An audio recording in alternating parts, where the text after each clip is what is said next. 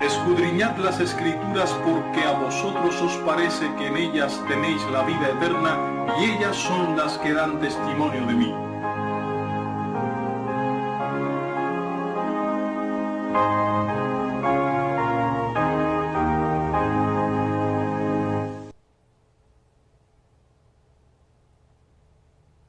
Según vemos aquí en la definición que hace la enciclopedia Wikipedia, la escatología es parte de la teología y se ocupa del destino final de la humanidad y del destino final del universo. Esa es la gran importancia que tiene esta asignatura en este curso. Yo esta clase la he preparado con el propósito de decirles a ustedes o enseñarles a ustedes, demostrarles a ustedes que esta asignatura es muy importante para el ministro cristiano, porque estamos en los tiempos finales y necesitamos estar orientados. El pastor, el ministro, necesita estar orientado, bien orientado respecto al destino final de la humanidad, no porque lo comprendamos así en la escuela o tengamos un objetivo, sino porque fue el llamado de Cristo. Constantemente Jesucristo dijo que teníamos que estar preparados, atentos, velando a los eventos finales para que no nos sorprendiera su venida como un ladrón en la noche. Entonces, si tenemos algo importante que conocer los ministros cristianos para orientar a los demás también, es qué está pasando, por qué está pasando, qué dice la Biblia con relación a las cosas que están pasando. Ese es el propósito esencial de esta asignatura, y esta clase, pues yo quiero con ella demostrarles esa importancia.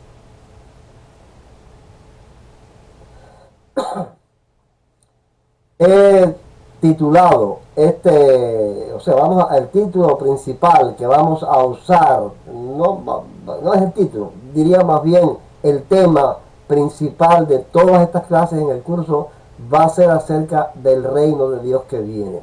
¿Por qué esto? Bueno, porque hay una histórica ceguedad del hombre. En la historia de la humanidad, los dos eventos, miren que en el mundo ha habido eventos importantes que han cambiado el curso de la historia del hombre, pero hay dos eventos en la historia humana que son los más importantes, los más gloriosos, los más trascendentales, y son las dos visitas del Mesías a la tierra. Ahora bien, el hombre en su estado de pecado y de rebeldía contra Dios está ciego, no comprende, no conoce, no sabe sobre los planes de Dios.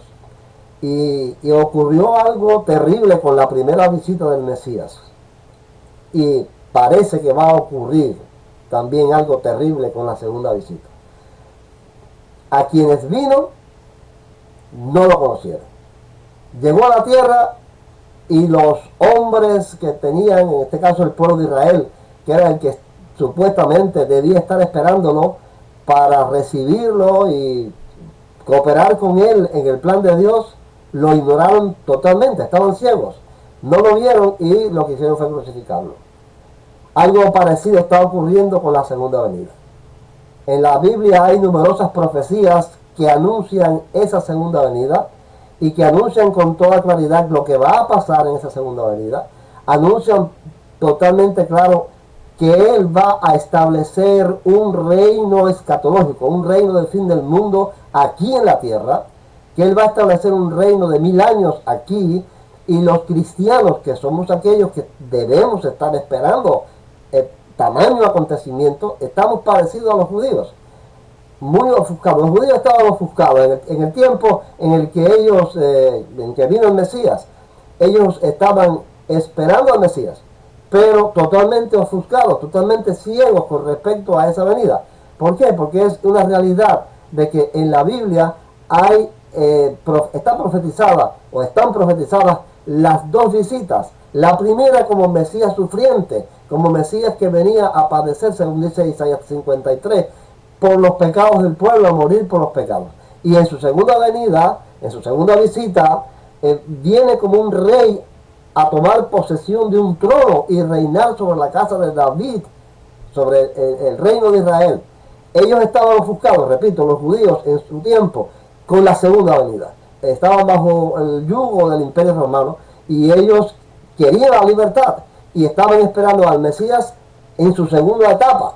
No lo vieron, ya dije, no se dieron cuenta porque no entendían que Él venía primero como un salvador a sufrir y a padecer, a morir como un cordero para salvarnos de nuestros pecados. Ahora, repito, los cristianos están en general ofuscados con esa primera venida. Nada más que están predicando sobre eso, lo que ya hizo. Bueno, nosotros estamos aquí porque Él hizo lo que hizo en favor de esa salvación. Ahora, están totalmente ignorantes, ni siquiera hablan de eso, de él, que Él viene otra vez como un rey a establecer su reino y a establecer su trono. Es importante hacer esa diferencia. Es muy importante buscar en las Escrituras lo que dicen sobre esta segunda venida, porque ya la primera ocurrió. Y repito, lo que Él hizo en esa primera venida, somos nosotros los beneficiados con nuestra salvación. Pero ahora Él viene por segunda vez, y no viene como en la primera. Viene a reinar, a tomar un reino, a tomar un trono, conforme está profetizado, y los cristianos están ignorantes de eso. Esa es la razón principal por la que vamos al tema que vamos a tener en todas estas clases va a ser el reino de Dios que viene. Viene el reino de Dios a establecerse en la tierra. Ahora bien, nosotros vamos a estudiar la profecía como predicción. ¿Qué queremos decir con eso? La profecía tiene dos dimensiones, la profecía bíblica me refiero, tiene dos dimensiones, dos vertientes, podríamos decir, y es que la profecía es anuncio y denuncia. Nosotros los profetas, cuando los leemos, nos damos cuenta que ellos predicen cosas, anuncian cosas que van a pasar, pero también hacen denuncias contra el pecado del pueblo. Es importante desglosar, separar esas dos formas de hablar de los profetas, porque nosotros vamos a buscar las profecías como predicciones. ¿Por qué? Bueno, ¿por qué estas clases nos benefician? ¿Por qué el estudio de estas profecías nos ayudan? Y con ellas podemos ayudar, con ese estudio podemos ayudar a otros. Bueno, en primer lugar, porque nos da la seguridad en la Biblia como palabra de Dios. Si algo está siendo cuestionado hoy en el mundo, es la Biblia. A la Biblia se le está teniendo como un libro común. Hay inclusive teólogos cristianos que dicen que en la Biblia está la palabra de Dios, pero no toda la Biblia es palabra de Dios.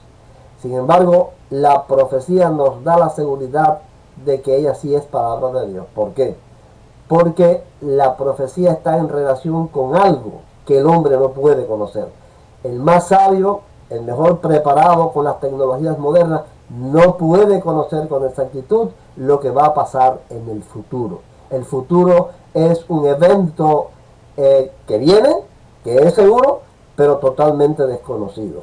Nadie puede, el hombre puede, por los adelantos de la ciencia y el comportamiento estable de la naturaleza y el estudio que ha hecho de ella, puede no predecir, pero sí pronosticar ciertos eventos como la trayectoria de un ciclón, la aparición de un eclipse y otros eventos de esta naturaleza. Pero realmente predecir con exactitud lo que va a ocurrir en el mundo político, en el mundo religioso, en el mundo social, en todos los aspectos, aún el natural, predecir con exactitud, el hombre no lo puede hacer.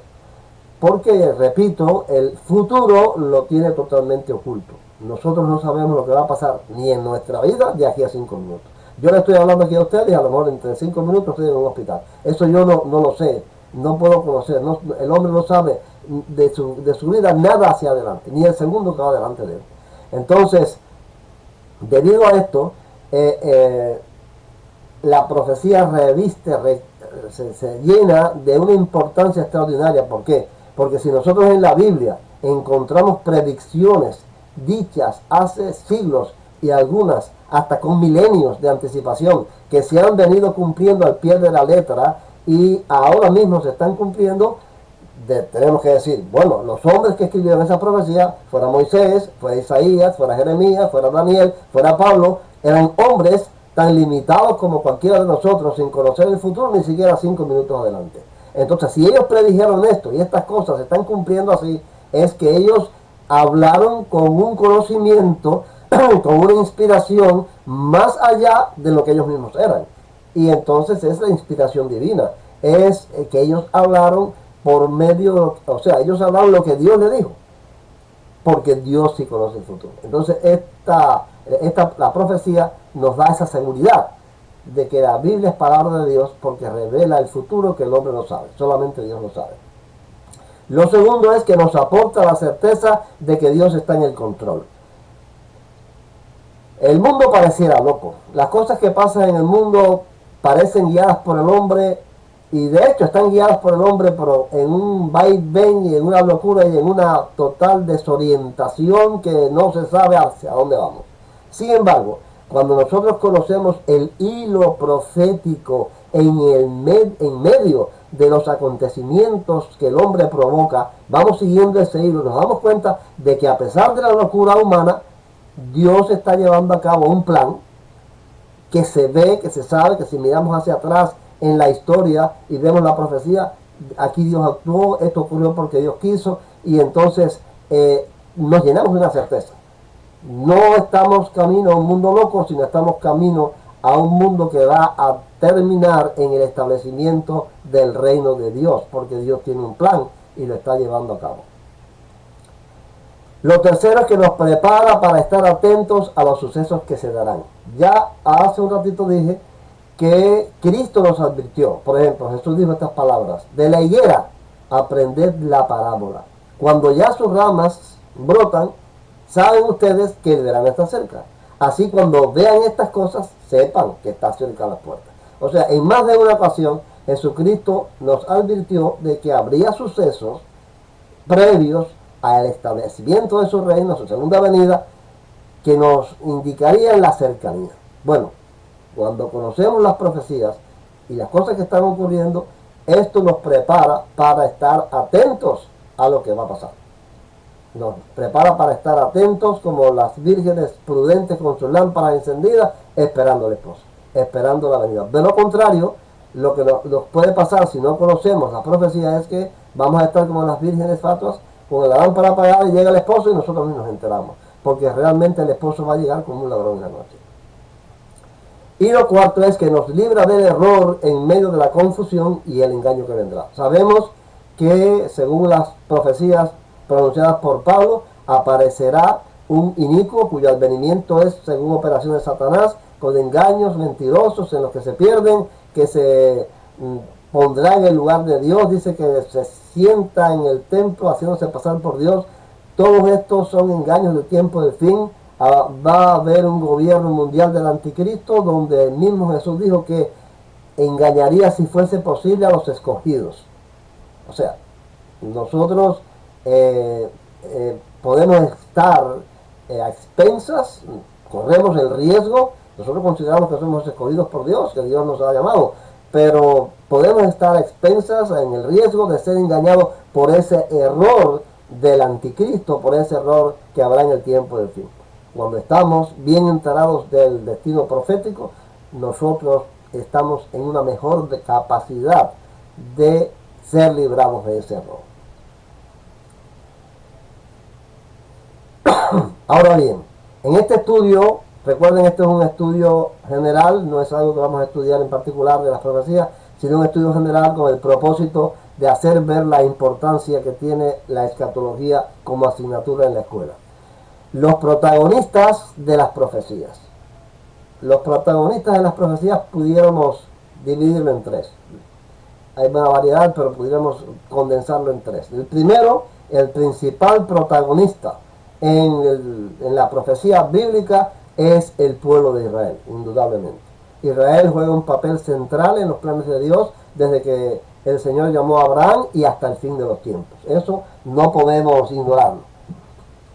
Israel, dicen muchos cristianos hoy, es el reloj de Dios. Lo que pase con Israel tiene que ver con la profecía y es, repito, el principal protagonista. También como protagonistas están los imperios y las naciones. Dios, de igual manera, en la Biblia se revela que Dios actúa con lo que hacen los gobiernos de la tierra. Dios lleva a cabo sus planes en medio del quehacer de los gobiernos. Entonces los imperios y las naciones también están muy bien representados en la profecía bíblica. Y por último, algunos hombres. O sea, algunas personas Dios los ha predestinado, Dios los ha escogido para que lleven a cabo sus planes, para bien o para mal. No es así que estos hombres escogidos todo lo que hacen es bueno, sino hay hombres que Dios escoge para cosas malas. Por ejemplo, nosotros tenemos que Nabucodonosor en la Biblia fue un instrumento de Dios. Así lo revelan los profetas. Él cumplió lo que Dios quiso que cumpliera en su etapa. También encontramos, por ejemplo, Ciro el Grande, que fue el fundador del imperio persa, que en el capítulo 45 de Isaías dice que fue su siervo, que él lo escogió, inclusive le da un título un poco extraño para Ciro, y es Mesías o ungido. O sea, nosotros vemos que entonces Ciro el Grande también fue un hombre que Dios escogió. Igualmente Alejandro el Grande, y así vamos a ver en la misma Biblia cómo Dios escoge a hombres con un propósito para llevar a cabo este plan del establecimiento del reino, porque realmente desde el principio hasta el fin, el propósito central, esencial, principal de la intervención de Dios en la historia humana es el establecimiento final de su reino, un reino eterno. Ahora bien, en este estudio de las profecías necesitamos tener un cuidado. ¿Por qué? Porque no podemos estar equivocados a la hora de estudiar la profecía. ¿Cuál es la equivocación que pudiéramos tener? La profecía está dada para darnos un testimonio cuando ella se cumple. En la Biblia hay profecías que se han cumplido y hay profecías que no se han cumplido. El terrible error que cometeríamos y que han cometido otros es pretender descubrir o predecir lo que yo llamo hacer profecía de la profecía. O sea, pretender descubrir cómo van a ocurrir las cosas. Tenemos que limitarnos a ver la profecía en su cumplimiento para decir, aquí vamos, aquí estuvimos en el pasado, en el plan de Dios, en esta etapa, ahora estamos en esta etapa en el plan de Dios, pero de nuestra etapa hacia adelante, las profecías que no se han cumplido, no podemos nosotros pretender explicarlas porque vamos a errar. Ahora bien, ¿cómo yo explico esto? Porque realmente las profecías no son fáciles de ver. Hay profecías que sí están dichas así sencillamente, pero hay otras que están llenas de símbolos, bestias, cuernos, cosas extrañas. Y uno dice, bueno, y esas profecías como las de Ezequiel, Daniel, el Apocalipsis, ¿cómo yo puedo entender eso? No es difícil. No es difícil. ¿Por qué? Porque para mí la profecía es como, les voy a explicar algo, un concepto que yo he tenido sobre esto, que me parece que puede clarificar. La profecía para mí es como un rompecabezas, ¿sabes? Que se llama así, bueno, en mi país se le llama rompecabezas a esto de armar con muchas fichas una figura.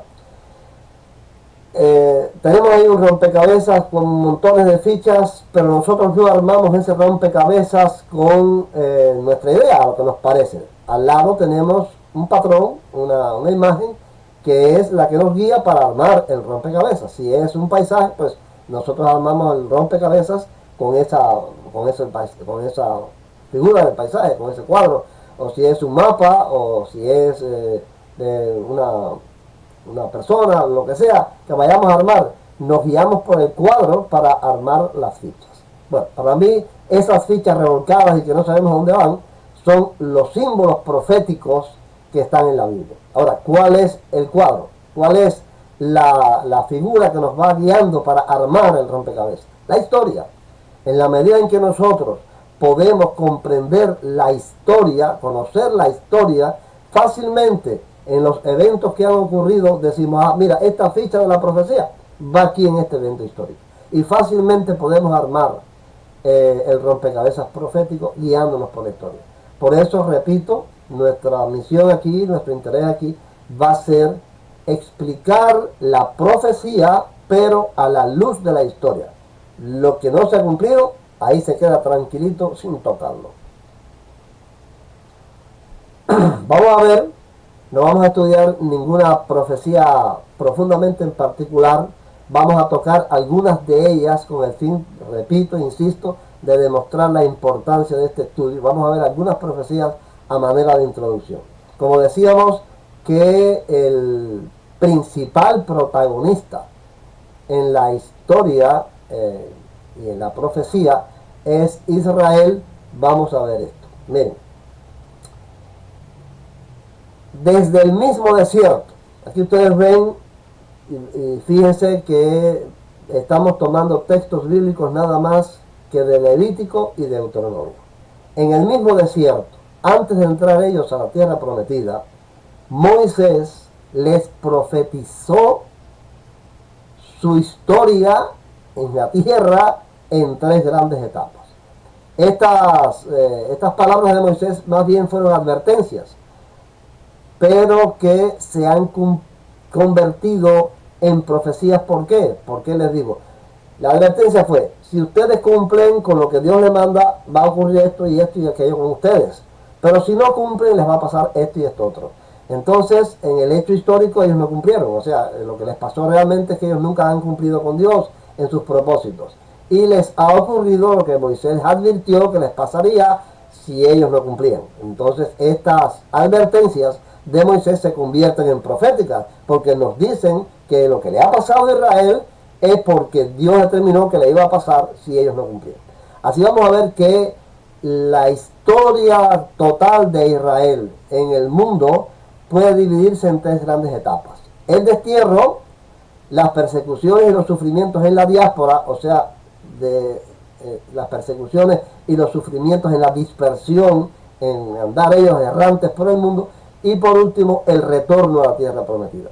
Quiero que presten atención, mucha atención, a los textos bíblicos que van a escuchar, porque en ellos ustedes podrán comprobar que realmente Levítico 26, Deuteronomio 28, 29 y 30 hablan de esas 3 etapas. El destierro. Levítico 26, 31 al 33. Haré desiertas vuestras ciudades, y asolaré vuestros santuarios, y no oleré la fragancia de vuestro suave perfume. Asolaré también la tierra, y se pasmarán por ello vuestros enemigos que en ella moren, y a vosotros os esparciré entre las naciones, y desenvainaré espada en pos de vosotros, y vuestra tierra estará asolada y desiertas vuestras ciudades. Deuteronomio 28, 36, 49 y 50, 63 y 64. Jehová te llevará a ti y al rey que hubieres puesto sobre ti, a nación que no conociste ni tú ni tus padres, y allá servirás a dioses ajenos, al palo y a la piedra. Jehová traerá contra ti una nación de lejos, del extremo de la tierra, que vuele como águila, nación cuya lengua no entiendas, gente fiera de rostro, que no tendrá respeto al anciano, ni perdonará al niño. Así como Jehová se gozaba en haceros bien y en multiplicaros, así se gozará Jehová en arruinaros y en destruiros, y seréis arrancados de sobre la tierra a la cual entráis para tomar posesión de ella. Y Jehová te esparcirá por todos los pueblos, desde un extremo de la tierra hasta el otro extremo, y allí servirás a dioses ajenos que no conociste, tú ni tus padres, al leño y a la piedra. Deuteronomio 29, 22 al 28. Y dirán las generaciones venideras, vuestros hijos que se levanten después de vosotros, y el extranjero que vendrá de lejanas tierras, cuando vieren las plagas de aquella tierra y sus enfermedades de que Jehová la habrá hecho enfermar, azufre y sal, abrasar a toda su tierra, no será sembrada, ni producirá, ni crecerá en ella hierba alguna, como sucedió en la destrucción de Sodoma y de Gomorra, de Adma y de Seboim, las cuales Jehová destruyó en su furor y en su ira. Mas aún todas las naciones dirán, ¿por qué hizo esto Jehová a esta tierra? ¿Qué significa el ardor de esta gran ira? Y responderán, por cuanto dejaron el pacto de Jehová, el Dios de sus padres, que él concertó con ellos cuando los sacó de la tierra de Egipto, y fueron y sirvieron a dioses ajenos, y se inclinaron a ellos, dioses que no conocían, y que ninguna cosa les habían dado. Por tanto se encendió la ira de Jehová contra esta tierra, para traer sobre ella todas las maldiciones escritas en este libro. Y Jehová los desarraigó de su tierra con ira, con furor y con grande indignación, y los arrojó a otra tierra, como hoy se ve. Persecuciones y sufrimientos en la diáspora. Levítico 26, 36 al 39. Y a los que queden de vosotros infundiré en sus corazones tal cobardía en la tierra de sus enemigos, que el sonido de una hoja que se mueva los perseguirá, y huirán como ante la espada, y caerán sin que nadie los persiga. Tropezarán los unos con los otros como si huyeran ante la espada, aunque nadie los persiga, y no podréis resistir delante de vuestros enemigos. Y pereceréis entre las naciones, y la tierra de vuestros enemigos os consumirá. Y los que queden de vosotros decaerán en las tierras de vuestros enemigos por su iniquidad, y por la iniquidad de sus padres decaerán con ellos. Deuteronomio 28, 25 y 26, 65 al 67. Jehová te entregará derrotado delante de tus enemigos. Por un camino saldrás contra ellos, y por 7 caminos huirás delante de ellos, y serás vejado por todos los reinos de la tierra. Y tus cadáveres servirán de comida a toda ave del cielo y fiera de la tierra, y no habrá quien las espante. Y ni aun entre estas naciones descansarás, ni la planta de tu pie tendrá reposo, pues allí te dará Jehová corazón temeroso, y desfallecimiento de ojos, y tristeza de alma. Y tendrás tu vida como algo que pende delante de ti, y estarás temeroso de noche y de día, y no tendrás seguridad de tu vida. Por la mañana dirás, ¿quién diera que fuese la tarde? Y a la tarde dirás, ¿quién diera que fuese la mañana? Por el miedo de tu corazón con que estarás amedrentado, y por lo que verán tus ojos. Retorno a la tierra prometida.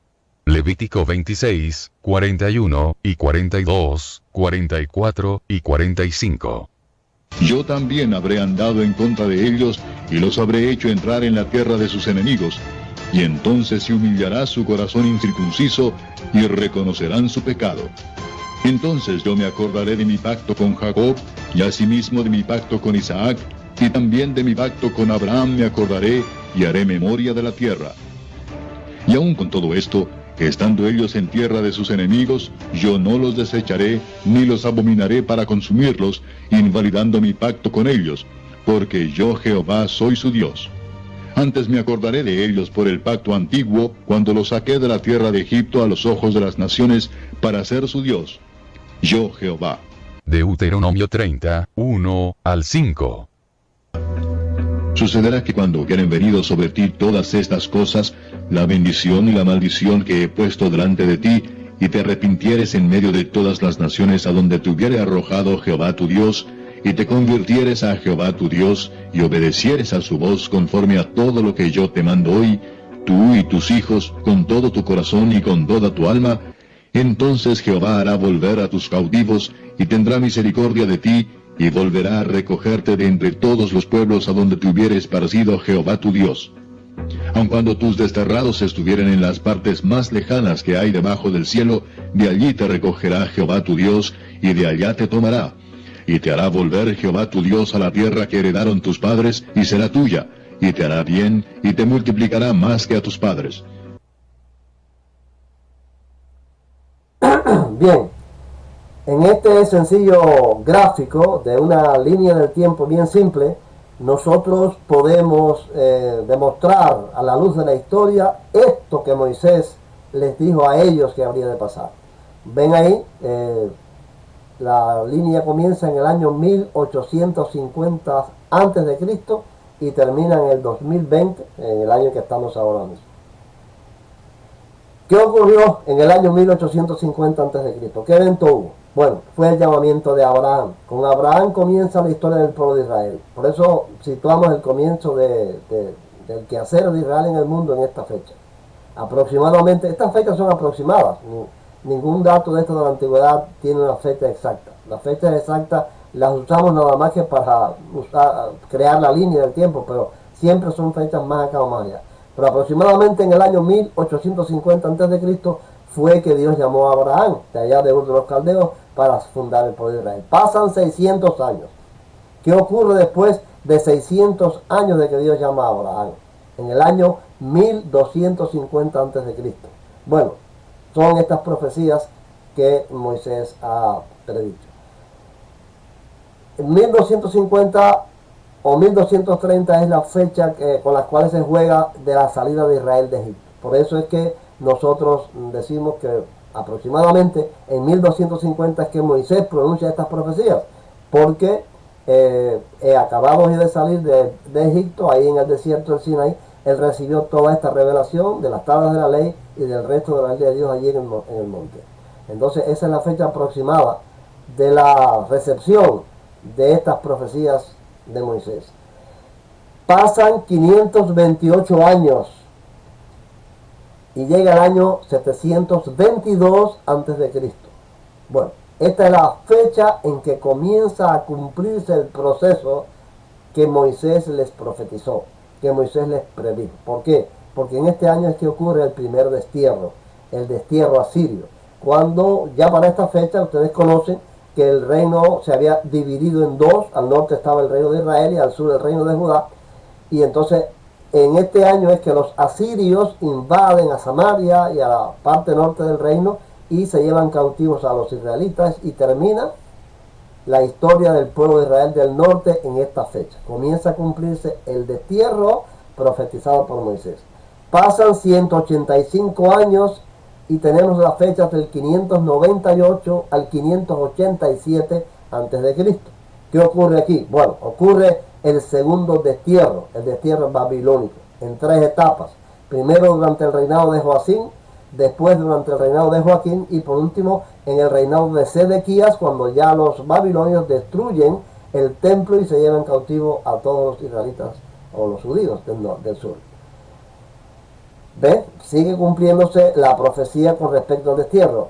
Pasan 722 años más y llegamos a una fecha o a dos fechas, el año 70 y 135, pero después de Cristo. ¿Qué ocurre en estas dos fechas?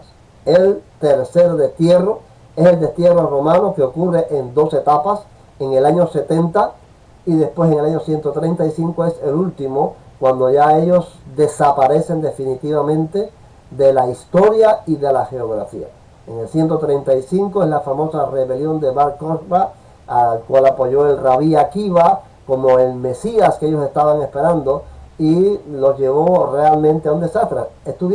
La rebelión de Bar Kokhba comenzó en el 132 y la destrucción final por los romanos fue en el 135. Ellos lograron mantener un gobierno, expulsaron a los romanos de ahí de Palestina y mantuvieron un gobierno por 3 años independiente, pero al fin el emperador Adriano vino con sus legiones y destruyó todo aquello, arrasó con Jerusalén, y bueno, fue el gran desastre final de los judíos. Y comienza entonces ya la larga etapa de 1813 años de diáspora, de andar errantes por el mundo sin una presencia, más ninguna presencia de Israel en la tierra de Palestina. Entonces llegamos al año 1948. O sea, este año, ¿qué nos dice? ¿Qué pasó este año? Bueno, la restauración nacional. Se establece el Estado de Israel nuevamente como un Estado moderno. Bien, como vemos en estas, decía al principio, en esta sencilla gráfica está reflejado lo que Dios les dijo a través de Moisés, la profecía de su historia, de su destino. Si nos fijamos con atención, vamos a ver que el destierro duró 857 años. O sea, esta profecía de que ustedes van a ser llevados cautivos, no oleré más vuestros suaves perfumes y que van a estar en otras tierras, que los van a desarraigar de aquí, no se cumplió en un 2x3, como decimos, eso no pasó en un instante. Fíjense cómo estos cumplimientos proféticos ocupan largo tiempo. O sea, en 857 años se cumplió porque comenzó con el primer destierro, que fue el asirio, en el 722 a.C., y terminó con el último destierro de los romanos en el 135. En un largo periodo se cumplió esta profecía. Ahora bien, en medio del cumplimiento de esta profecía ocurrió un hecho extraordinario, un hecho sumamente glorioso, que ya dije al principio, ellos lo ignoraron, lo desconocieron, ni se dieron cuenta de eso. Y fue la primera venida del Mesías, la primera visita del Mesías. Pocos años antes, 30 y tantos años antes del primer destierro romano, nos visitó el Mesías, vino con su misión profetizada también, salvadora, de Mesías sufriente, para salvar a su pueblo de sus pecados, y ellos lo que hicieron fue crucificarlo. Por eso hablaba acerca de la ceguedad histórica del hombre. Los judíos el acontecimiento más importante en toda esta larga etapa era esta venida, y ellos ni siquiera se enteraron. También tenemos que estar atentos a el tiempo de la diáspora. O O sea, los sufrimientos en la diáspora comienzan en el 722 y duran hasta el 2020. O sea, eso que Moisés le profetizó de que les iba a pasar en la diáspora todavía está ocurriendo. La etapa de la diáspora lleva 2742 años.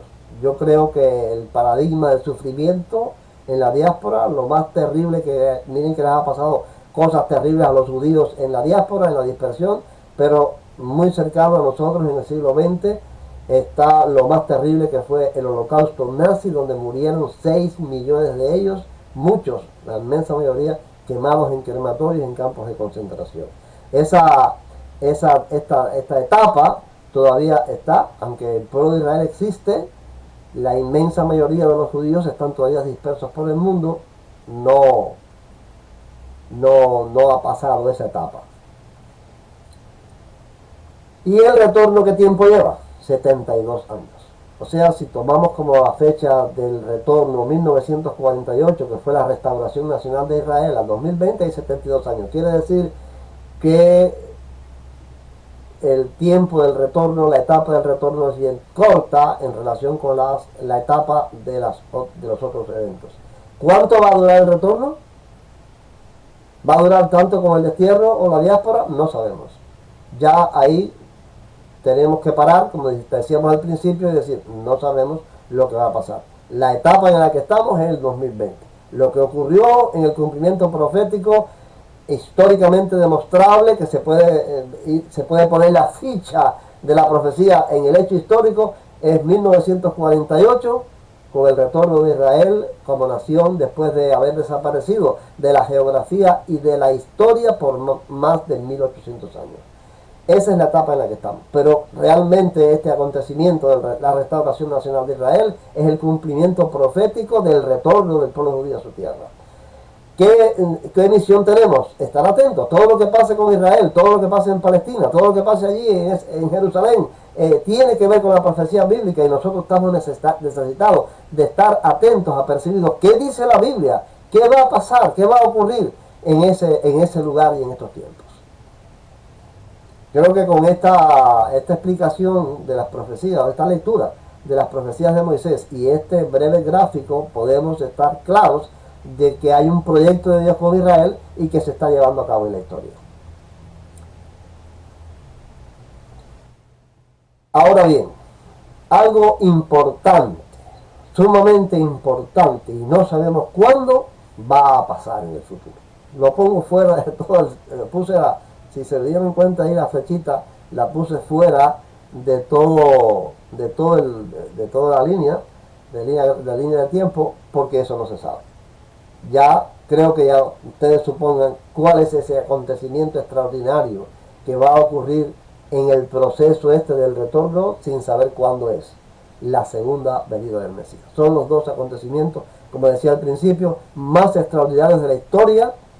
Las dos visitas del Mesías a la tierra para llevar a cabo los proyectos y los planes de Dios en el mundo, y necesitamos, hermano, realmente necesitamos estar claros, estar con los ojos abiertos. Decía al principio que la inmensa mayoría de los cristianos están ofuscados con lo que el Mesías hizo en su primera venida, solamente piensan en la salvación del alma, en un alma etérea, un alma medio incomprensible a la mente, frente a un trono. Es una idea de la Iglesia Católica de la Edad Media, frente a un trono tocando un arpa eternamente. Esa ofuscación es la que tiene el cristianismo, y no se dan cuenta de que están pasando cosas, que Israel ha retornado a la tierra porque se está cumpliendo un plan de Dios, que no es eso que enseñó la Iglesia Católica en la Edad Media, que el plan de Dios nos involucra a todos nosotros en un reino que Él va a establecer en este mundo. Necesitamos estar claros de qué dice la Biblia respecto a estos tiempos finales, a los eventos escatológicos, para que esta segunda venida del Mesías no nos sorprenda a nosotros como sorprendió a los judíos su primera venida, sin ellos ni siquiera saber qué iba a pasar. Otro capítulo. Decíamos que íbamos a tocar algunas profecías que anuncian el reino escatológico, porque el tema principal, insisto, repito, de esta clase es el establecimiento del reino de Dios en el final de los tiempos. una profecía que anuncia con toda claridad ese reino, es el capítulo 2 de Daniel. Con esta profecía ocurre lo que dije al principio, o sea, es una profecía llena de símbolos, es una estatua dividida en metales diferentes y que tienen un significado que se ha venido cumpliendo en el decurso de la historia. Ahora bien, si nosotros ponemos atención a lo que vamos a escuchar de esta profecía, ella tiene una pista para nosotros poner la primera ficha del rompecabezas en el hecho histórico. ¿Ve? ¿Cuál es esa pista? Unas palabras, es como si nosotros tuviéramos una madeja de un hilo enredado que no sabemos por dónde comenzar a desenredarlo, y vemos que en medio de todo ese enredo hay una puntita, y por esa puntita del hilo empezamos a desenredar la madeja. Esa pista, esa punta de la madeja, son unas palabras que le dice el profeta a el rey Nabucodonosor, que fue quien tuvo el sueño. Tú eres aquella cabeza de oro. Bueno, si ya Daniel le dice a Nabucodonosor, tú eres aquella cabeza de oro, esa es la pista. Esa es la primera ficha que podemos poner en este rompecabezas profético. Nabucodonosor, Babilonia, es el primer reino. Ahora, si el profeta le sigue diciendo, después de ti se levantará un reino inferior al tuyo. Bueno, ¿qué pasó en la historia? ¿Qué pasó después de Nabucodonosor? Y un tercer reino de bronce, el cual dominará sobre toda la tierra, le dice Daniel. ¿Qué pasó entonces después de ese otro? Y un cuarto reino que será fuerte como el hierro, y como el hierro todo lo desmenuza y lo rompe, así este reino todo lo despedazará. Y así nosotros podemos ir colocando las fichas proféticas en los hechos históricos y descubrir qué tiene que ver con la historia de esta profecía de Daniel 2 sobre el sueño de Nabucodonosor. Prestemos atención, porque este es una de las profecías más claras, tanto por la lejanía en el tiempo del comienzo de su cumplimiento, como la cercanía hasta la segunda venida de Cristo, en cuanto al establecimiento del reino escatológico del Mesías en la tierra.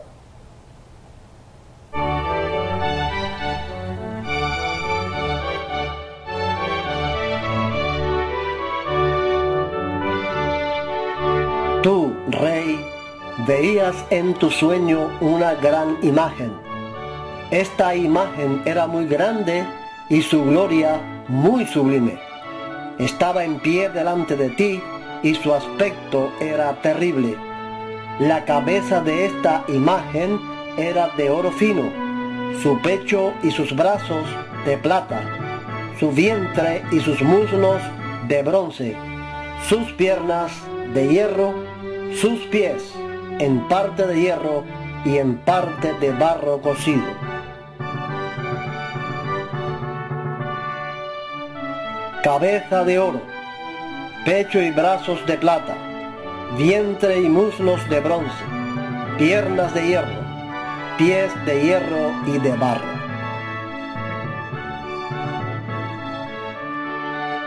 Estabas mirando hasta que una piedra se desprendió sin que la cortara mano alguna, e hirió a la imagen en sus pies de hierro y de barro cocido, y los desmenuzó. Entonces fueron desmenuzados también el hierro, el barro cocido, el bronce, la plata y el oro, y fueron como tamo de las eras del verano, y se los llevó el viento, sin que de ellos quedara rastro alguno. Pero la piedra que hirió a la imagen se hizo un gran monte que llenó toda la tierra.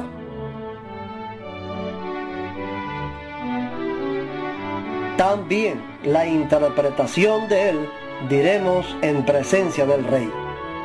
Tú eres aquella cabeza de oro. Después de ti se levantará otro reino inferior al tuyo, y luego un tercer reino de bronce, el cual dominará sobre toda la tierra. Y el cuarto reino será fuerte como el hierro, y como el hierro desmenuza y rompe todas las cosas, así él lo desmenuzará y lo quebrantará todo.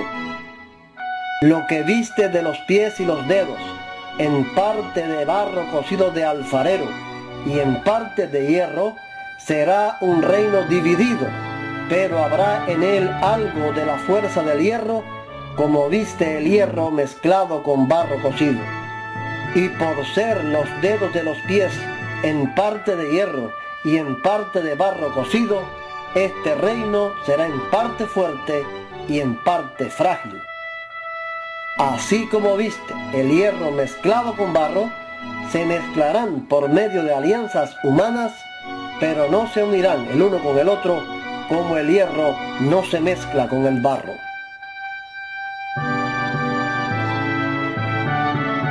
Cabeza de oro, Babilonia, 605 al 539 a.C. Pecho y brazos de plata, Imperio Persa, 539 al 331 a.C. Vientre y muslos de bronce, Imperio Griego, 331 al 168 a.C. Piernas de hierro, Imperio Romano, 168 a.C. al 476 después de Cristo.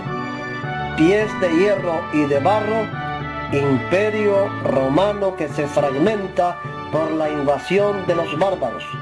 Europa dividida, 476 después de Cristo hasta hoy.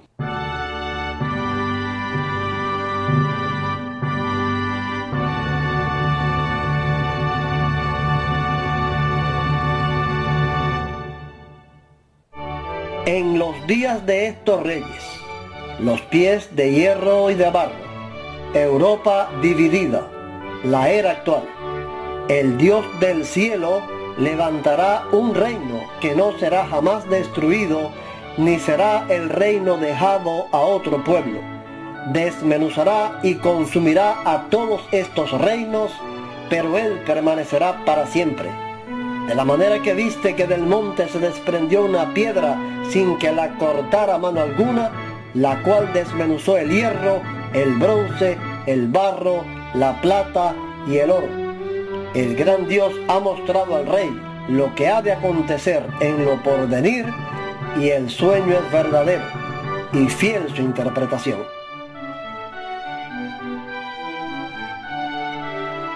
Mateo 24:30. Entonces aparecerá la señal del Hijo del Hombre en el cielo, y todas las tribus de la tierra harán lamentación cuando vean al Hijo del Hombre venir sobre las nubes del cielo con poder y gran gloria. Mateo 25:31 al 33. Cuando el Hijo del Hombre venga en su gloria, y todos los santos ángeles con él, entonces se sentará en su trono de gloria, y serán reunidas delante de él todas las naciones. Entonces apartará los unos de los otros, como aparta el pastor las ovejas de los cabritos, y pondrá las ovejas a su derecha y los cabritos a su izquierda. Mateo 19:28. Jesús les dijo: de cierto os digo, que en la regeneración, cuando el Hijo del Hombre se siente en el trono de su gloria, vosotros que me habéis seguido, también os sentaréis sobre 12 tronos para juzgar a las 12 tribus de Israel.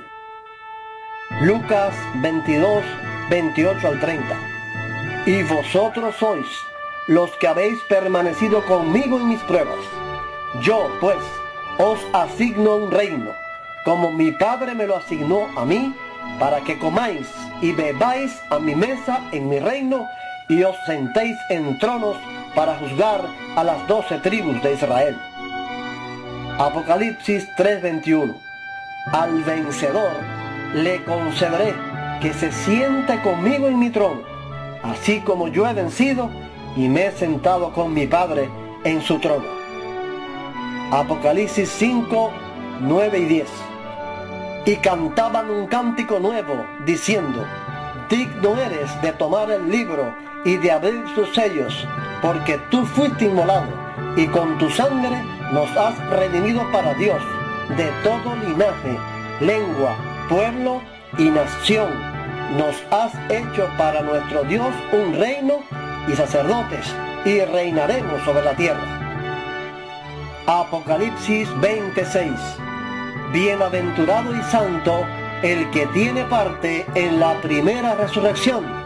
La segunda muerte no tiene poder sobre estos, sino que serán sacerdotes de Dios y de Cristo y reinarán con él 1000 años.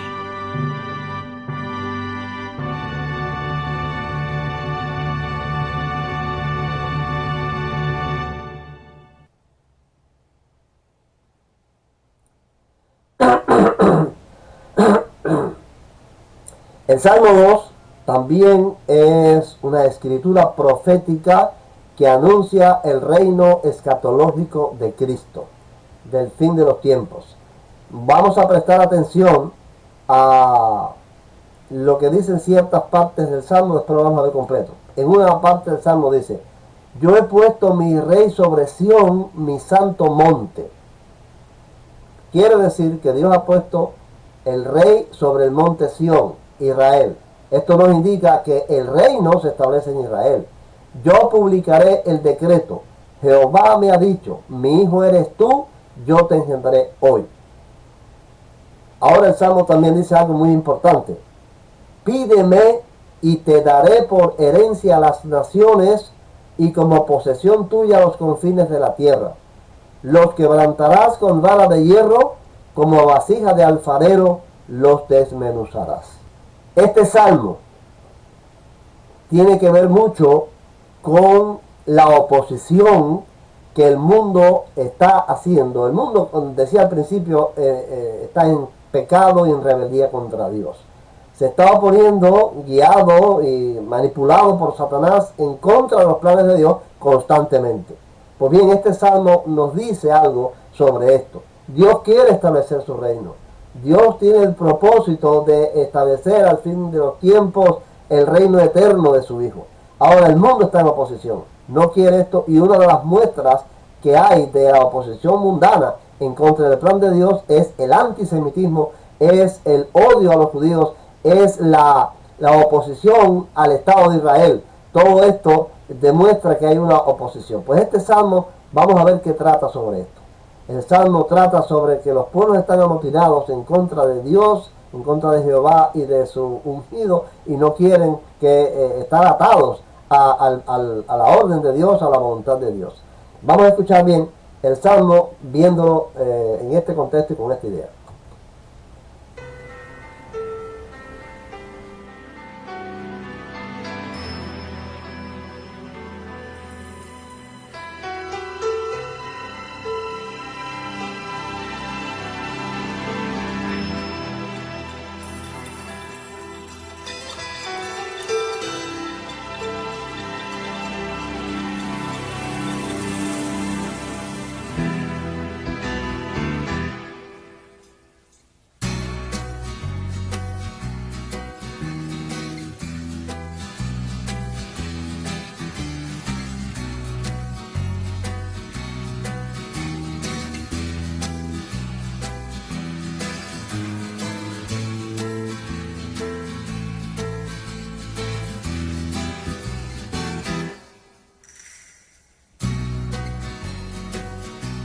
¿Por qué se amotinan las gentes, y los pueblos piensan cosas vanas? Se levantarán los reyes de la tierra, y príncipes conspirarán contra Jehová, y contra su ungido, diciendo: rompamos sus ligaduras, y echemos de nosotros sus cuerdas.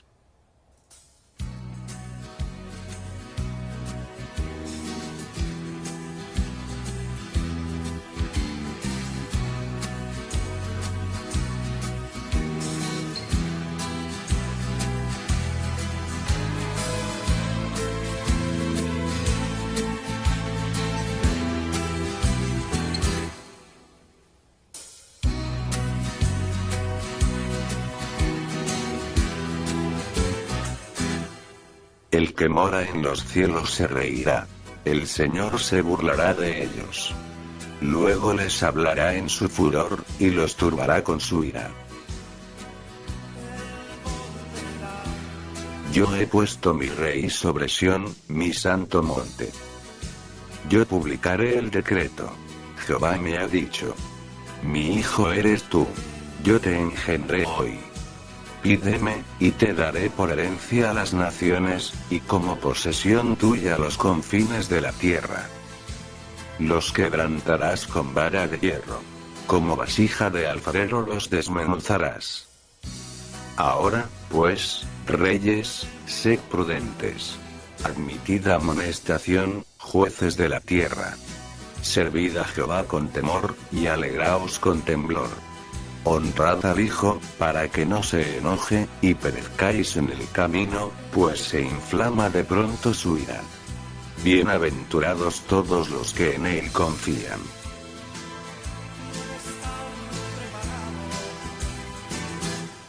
Y el dragón se paró frente a la mujer, que estaba para dar a luz, a fin de devorar a su hijo, tan pronto como naciera. Ella dio a luz un hijo varón, que va a regir a todas las naciones, con vara de hierro. Y su hijo fue arrebatado para Dios y para su trono.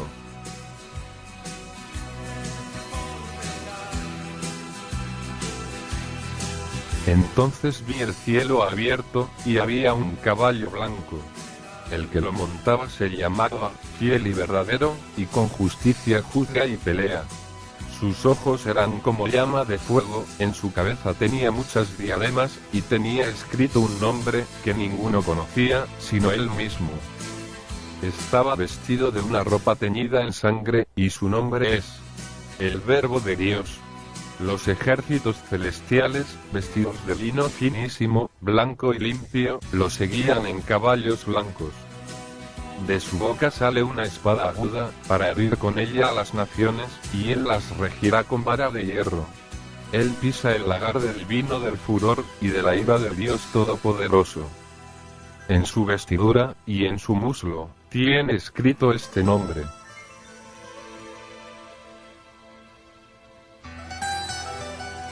Rey de Reyes, y Señor de Señores.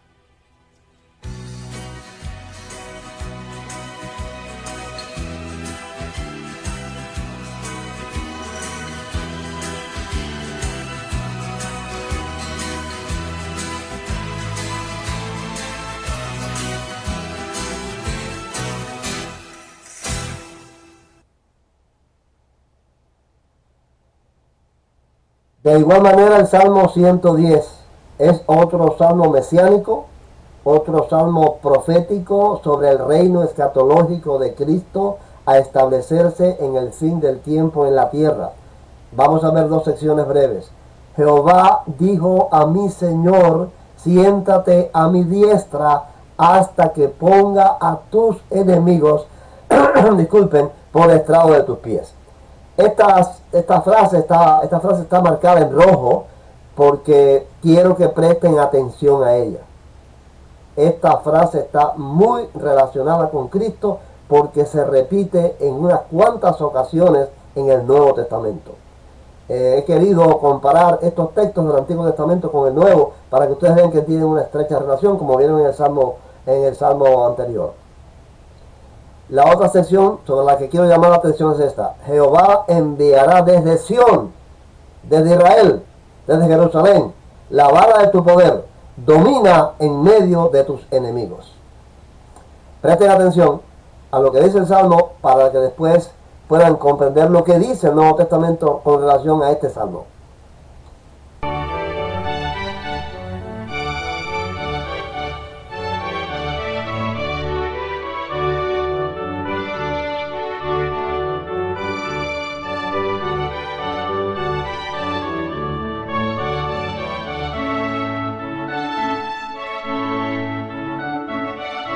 Jehová dijo a mi Señor, siéntate a mi diestra, hasta que ponga a tus enemigos por estrado de tus pies.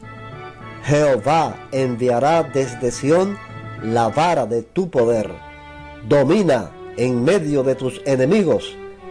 Tu pueblo, Israel, se te ofrecerá voluntariamente en el día de tu mando, en la hermosura de la santidad. Juró Jehová y no se arrepentirá.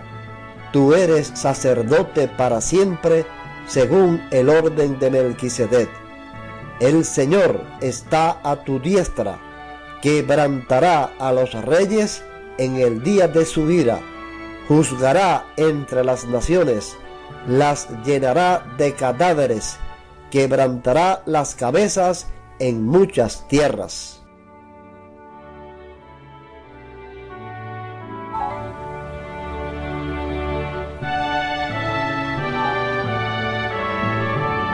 David no subió a los cielos, pero él mismo dice: dijo el Señor a mi Señor, siéntate a mi diestra hasta que ponga a tus enemigos por estrado de tus pies.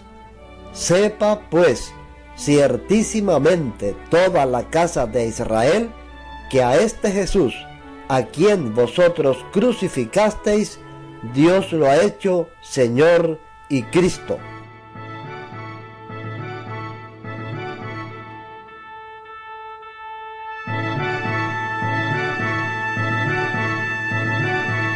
¿A cuál de los ángeles dijo Dios jamás: siéntate a mi diestra hasta que ponga a tus enemigos por estrado de tus pies?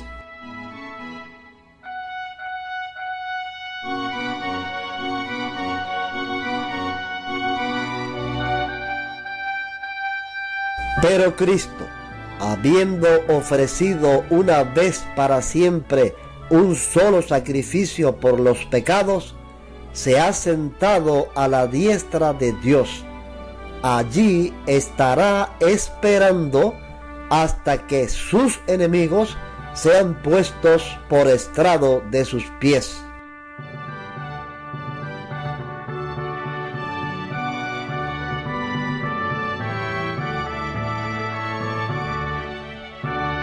Luego el fin, cuando entregue el reino al Dios y Padre, cuando haya suprimido todo dominio, toda autoridad y todo poder. Preciso es que Él reine hasta que haya puesto a todos sus enemigos debajo de sus pies.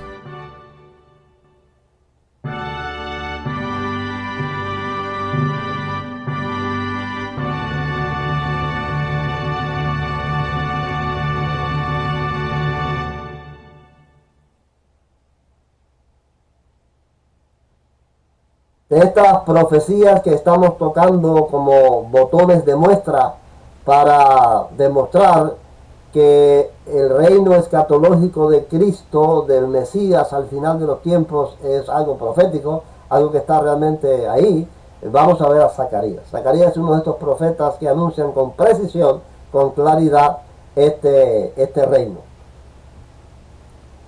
El día de Jehová es una frase que aparece en Zacarías, y no solo en Zacarías, aparece en las profecías del Antiguo Testamento. El día de Jehová, y también aparece la frase el reinado de Jehová. Estas dos frases demuestran el establecimiento de este reino.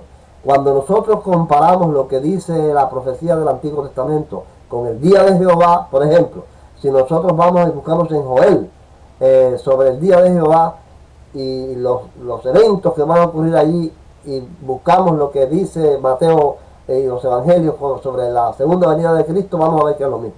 Por ejemplo, Joel dice que en el día de Jehová el sol se oscurecerá, la luna no dará su resplandor, las estrellas caerán del cielo. Eso mismo es lo que dice el Nuevo Testamento con relación a la segunda venida de Cristo. O sea que el día de Jehová y la segunda venida de Cristo, pues es la misma cosa.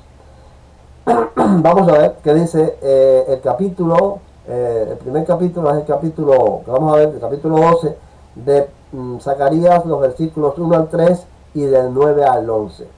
Presten atención, vamos a leerlo en la Nueva Versión Internacional. Esta profecía es la palabra del Señor con respecto a Israel. Afirma el Señor que extendió los cielos, que echó los cimientos de la tierra y que puso en el hombre aliento de vida.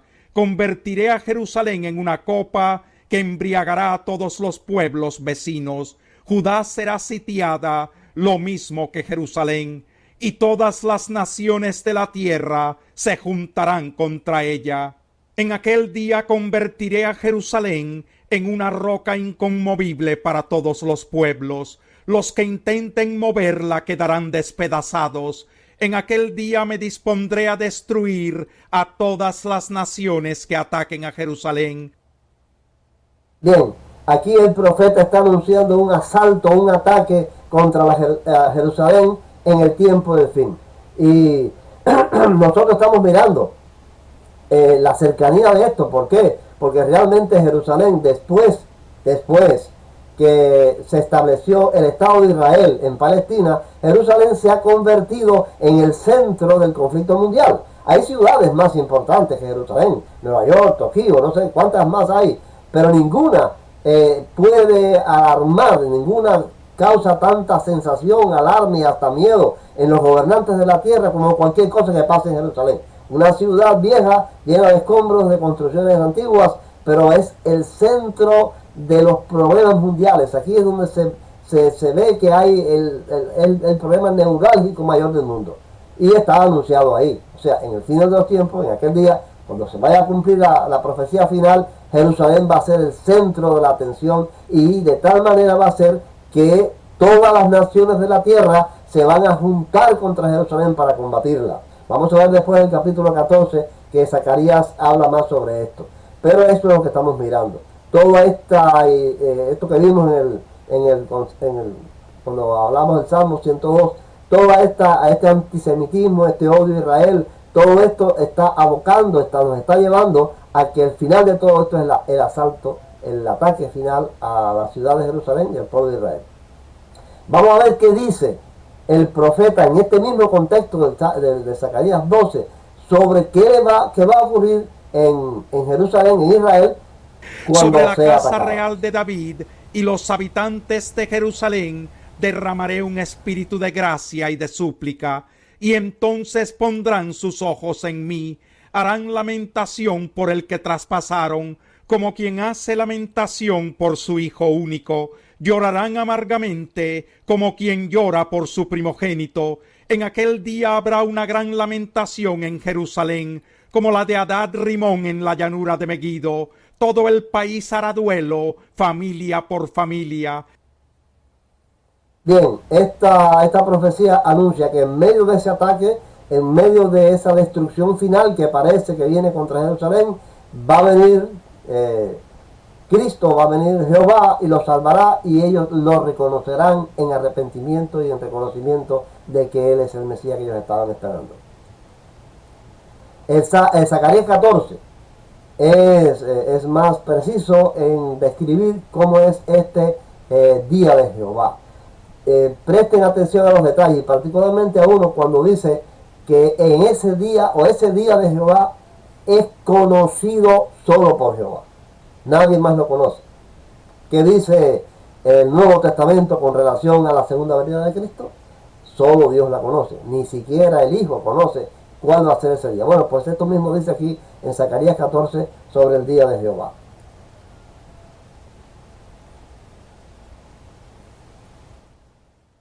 Está en relación el asalto a Jerusalén con otra profecía en Ezequiel 38 y 39, que no la vamos a ver en esta clase, pero que yo les sugiero la lean con detenimiento después en sus casas, sobre esta profecía que anuncia la invasión de Gog con varios aliados desde la tierra de Magog, que actualmente es Rusia y Ucrania, en el tiempo final, en este asalto final contra Jerusalén. La profecía de Zacarías, el capítulo 14, versículos del 1 al 11, anuncia esto mismo que anuncia Ezequiel en los capítulos 38 y 39.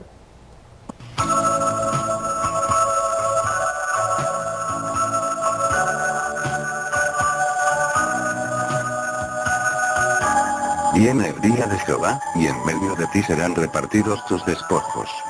Porque yo reuniré a todas las naciones para combatir contra Jerusalén. La ciudad será tomada, las casas serán saqueadas, y violadas las mujeres. La mitad de la ciudad irá al cautiverio, pero el resto del pueblo no será sacado de la ciudad. Después saldrá Jehová y peleará contra aquellas naciones, como peleó en el día de la batalla. En aquel día se afirmarán sus pies sobre el monte de los olivos, que está enfrente de Jerusalén, al oriente. El monte de los olivos se partirá por la mitad, de este a oeste, formando un valle muy grande. La mitad del monte se apartará hacia el norte, y la otra mitad hacia el sur. Y vendrá Jehová, mi Dios, y con él todos los santos. Acontecerá que en ese día no habrá luz, ni frío, ni hielo. Será un día único, solo conocido por Jehová, en el que no habrá ni día ni noche, pero sucederá que al caer la tarde habrá luz. En aquel día saldrán de Jerusalén aguas vivas, la mitad de ellas hacia el mar oriental y la otra mitad hacia el mar occidental, en verano y en invierno. Y Jehová será rey sobre toda la tierra. En aquel día, Jehová será único, y único será su nombre. Jerusalén será enaltecida y habitada en su lugar. Morarán en ella y no habrá nunca más maldición, sino que morarán confiadamente en Jerusalén.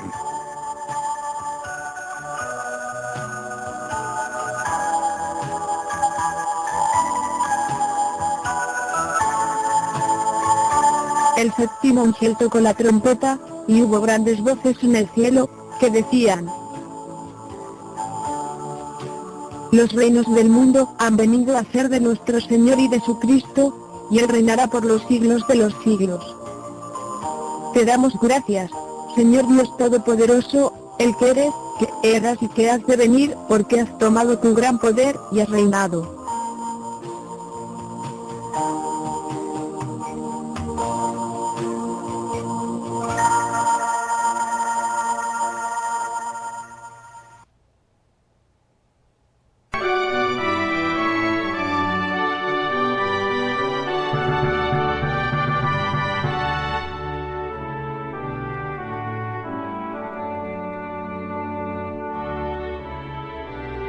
Porque viene el día, en que cambiaré la suerte de mi pueblo Israel, y Judá. Yo, el Señor, lo afirmo. Yo los haré volver a la tierra que di a sus padres, como su propiedad.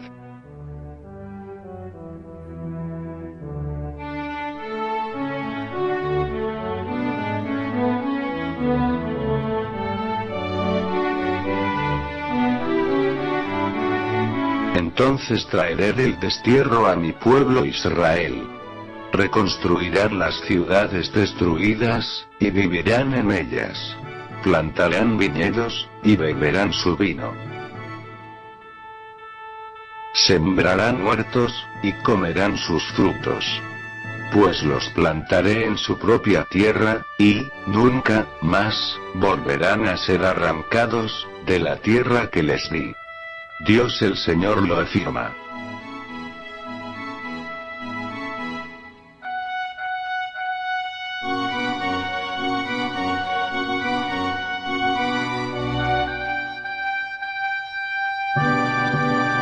Yo salvaré a mis ovejas, y, nunca, más, serán objeto de rapiña. Y juzgaré entre oveja y oveja. Yo levantaré sobre ellas a un pastor que las apaciente. Mi siervo David. Él las apacentará, pues será su pastor. Yo, Jehová, seré el Dios de ellos, y mi siervo David, en medio de ellos, será su gobernante. Yo, Jehová, he hablado. Estableceré con ellos un pacto de paz, y quitaré de la tierra las fieras. Habitarán en el desierto con seguridad, y dormirán en los bosques. Y daré bendición a ellos, y a los alrededores de mi collado, y haré descender la lluvia en su tiempo. Lluvias de bendición serán. El árbol del campo dará su fruto, y la tierra dará su fruto. Estarán en su tierra con seguridad, y sabrán que yo soy Jehová, cuando rompa las coyundas de su yugo, y los libre de mano de los que se sirven de ellos. No serán más por presa de las naciones, ni las fieras del país las devorarán, sino que habitarán con seguridad, y no habrá quien las espante.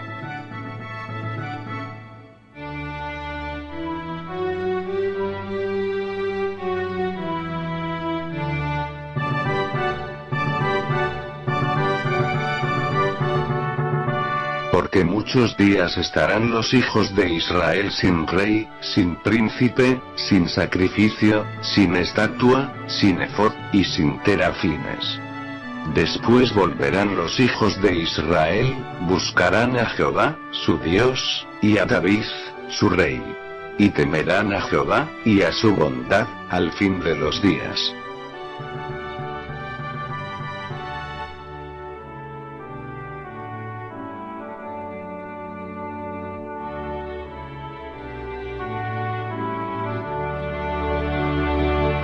Pero sobre la casa de David, y los habitantes de Jerusalén, derramaré un espíritu de gracia y de oración. Mirarán hacia mí, a quien traspasaron, y llorarán como se llora por el hijo unigénito, y se afligirán por él, como quien se aflige por el primogénito. En aquel día habrá gran llanto en Jerusalén.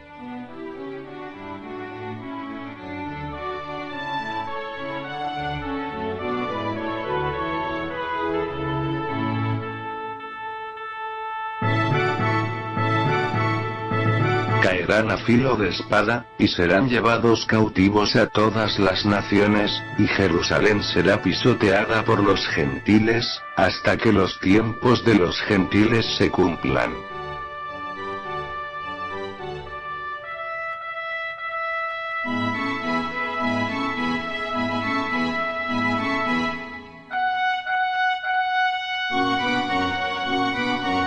Hermanos, quiero que sepan este designio secreto de Dios, para que no presuman de sabios. Los israelitas se han endurecido en parte, pero solo hasta que hayan entrado todos los que no son de Israel. Cuando esto suceda, todo Israel alcanzará la salvación, pues la Escritura dice: el libertador vendrá de Sión, y apartará de Jacob la maldad. Y esta será mi alianza con ellos, cuando yo quite sus pecados.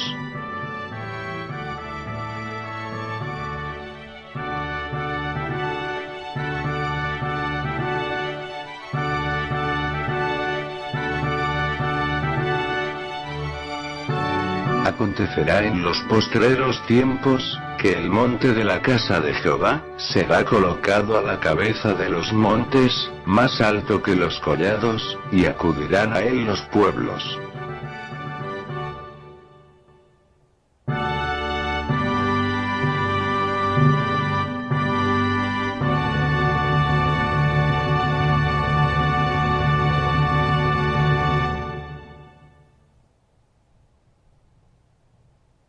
El anuncio del ángel Gabriel a María. Entonces el ángel le dijo: María, no temas, porque has hallado gracia delante de Dios. Concebirás en tu vientre y darás a luz un hijo, y llamarás su nombre Jesús. Este será grande y será llamado Hijo del Altísimo. El Señor Dios le dará el trono de David, su padre.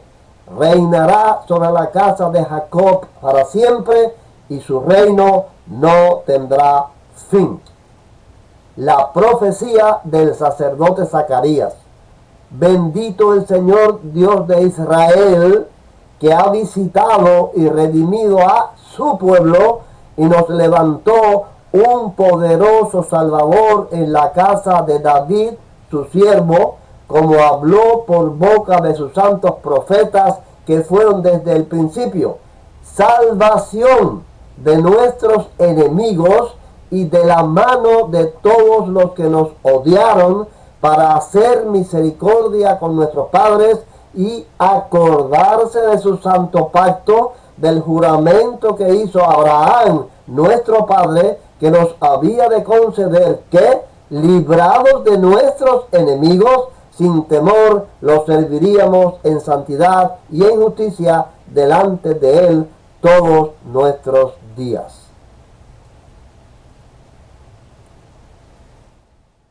Esta es la realidad profética del advenimiento del reino de Cristo, del reino escatológico de Cristo en el fin de los tiempos. Así lo anunció el ángel, así lo profetizó Zacarías lleno del Espíritu Santo. Hay una gran confusión hoy. Los cristianos están totalmente desapercibidos de este suceso que viene. Han creído y tienen en sus mentes, como dije hace un rato atrás, la idea medieval de la Iglesia Católica de un reino en el cielo, delante de un trono, con un cuerpo espiritual semejante a un alma transparente y etérea, con dos alas a la espalda, tocando un arpa eternamente. Eso es lo que cree el cristianismo. Esa es la expectativa del que se muere el cristiano para ir su alma vaya al cielo. Todo eso es un cuento. Todo eso es una idea extraviada completamente de la Iglesia Católica. Lo que la Biblia nos dice, lo que la palabra nos enseña, lo que la profecía nos revela acerca del reino de Dios que viene es muy diferente, muy distinto a eso. Necesitamos escudriñar, ver la palabra, estudiar las escrituras proféticas para que podamos estar apercibidos sobre la realidad de esta verdad de nuestra esperanza.